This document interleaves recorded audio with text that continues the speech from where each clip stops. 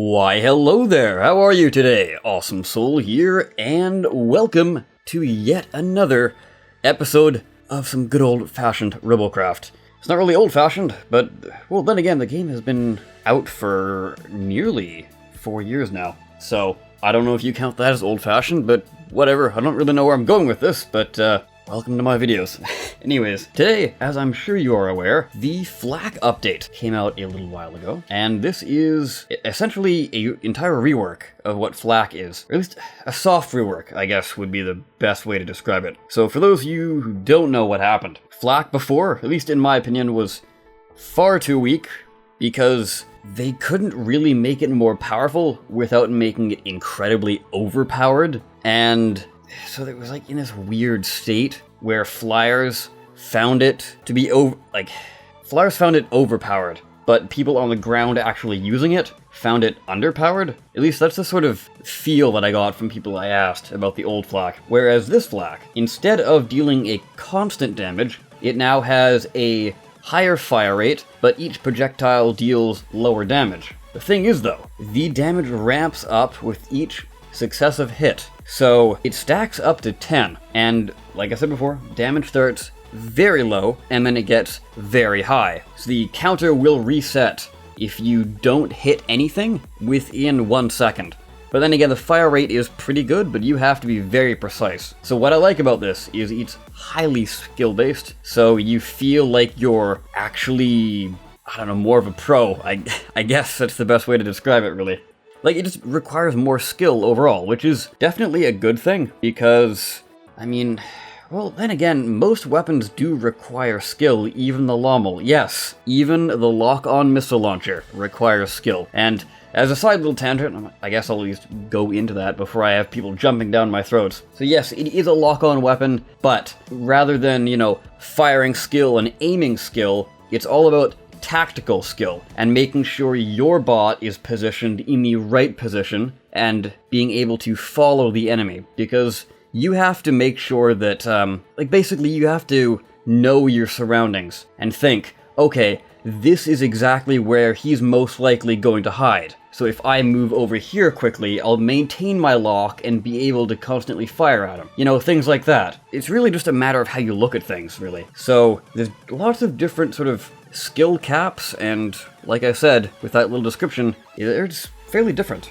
for the Nominal as opposed to other weapons, but the skill requirement is definitely there if you want to actually use it to its full potential. Now, I know that was a bit of a ramble, but I've always kind of wanted to toss that into a video before, but I couldn't quite bring myself to do an entire video on it because that little snippet was pretty much all of it. So that wouldn't quite make for the longest video on its own, now would it? Anyways, back to Flak. So what I have noticed from playing it is, again, highly skill-based. It's a lot more fun to play as well. Now, as you know, I am more of a ground person than an air player, so I'm not entirely sure how it's like to actually take the new Flak, but I suppose it would be a lot better, because it gives you more reaction time, because damage is low early on, but if you're sort of risky and want to get your damage out to the people on the ground, you have to stay in their line of sight. And obviously, if you're in their line of sight, it most likely means that the Flak will be able to shoot you. So if you guys are an air player, primarily, or at least have experience being blown to smithereens by this brand new Flak, then I would like to hear from you, because I have yet to actually try to play air myself. I just couldn't tear myself away from the Flak. But yes, I have noticed that you actually need to hit air targets and not actually ground targets, which is a good thing, because having that damage stack on ground targets would essentially make this the only weapon you need, really. So I'm glad they added that little caveat. I think that's the right word? I don't know. Anyways, moving on to something else I would like to bring up. Now, I know this was added a little while ago, but I just sort of wanted to get a feel for it. And before I sort of made a final decision on whether it's a good thing or a bad thing, and this thing I am talking about is, of course, the rate of fire nerfs on lower nominal counts. So for example, if you have one laser as opposed to 5 lasers, I think or is it 4 lasers? I think it's 4 lasers is the nominal count. So it is a whole lot slower than what it used to be. And what this does is a lot of things, and none of them are good, in my opinion. So for one, it makes the heavy weapons pretty much the main choice, because obviously their nominal count is lower, and they do pack quite a considerable punch. The only thing though is, well, what they've always had is a less sort of armor ratio than the other ones, the CPU to armor ratio. But generally it is money well spent, because offense is a good defense, in most cases at least. And then moving over to the smaller weapons, basically if you lose one, which has a really small health pool to begin with, so random stray fire will strip them off fairly easily. And then you're down to like 2 guns, and essentially at that point you're useless. So if you're at like half of your nominal count,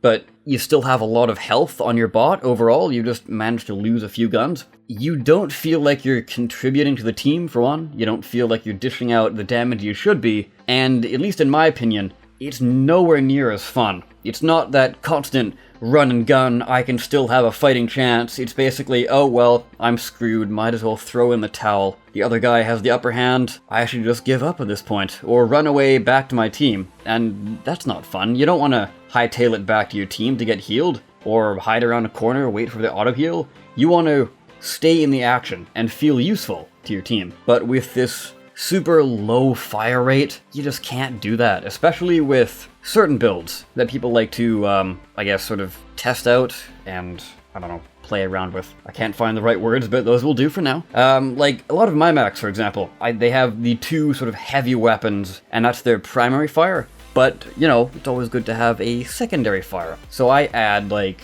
3 or 2 weapons just as backup. And before, that was perfectly fine, you know, a nice little secondary weapon when you're not using your heavy weapon. But now, that setup is pretty much unviable. Even at 3 weapons out of the nominal count 4, it just doesn't feel right. It's, like I said before, you're just not contributing to the team. It doesn't feel like you're doing as much damage as you should. And yeah, I mean, I could go on and on, but that's pretty much my thoughts on it. So, I guess, yeah, you know, feedback, as usual, down below. Let me know what you think.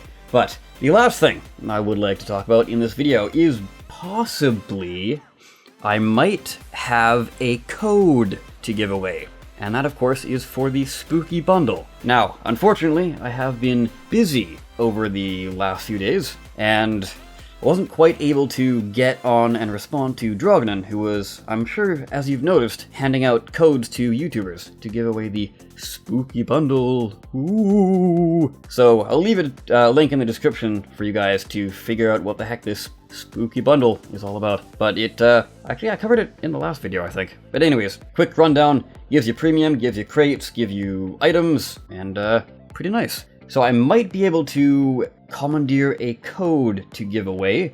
So if, just in case I manage to get my hands on one, you know the drill, down below, do sort of, I guess, basically the last thing we did. So go contest, and then in the square brackets, a number between 1 and 100. I will pick the number, and whoever is closest or finds the exact number will win the prize. And of course, if 2 people pick the same number, then I will put their names into a random number generator and pull out the winner that way. So, as per usual, comments on anything I've talked about in this video. I especially would like to hear back about what you guys think of the sort of lower nominal fire rate. That's kind of a hot topic, at least for me personally.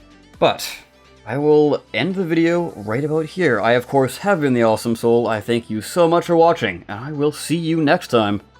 Take care.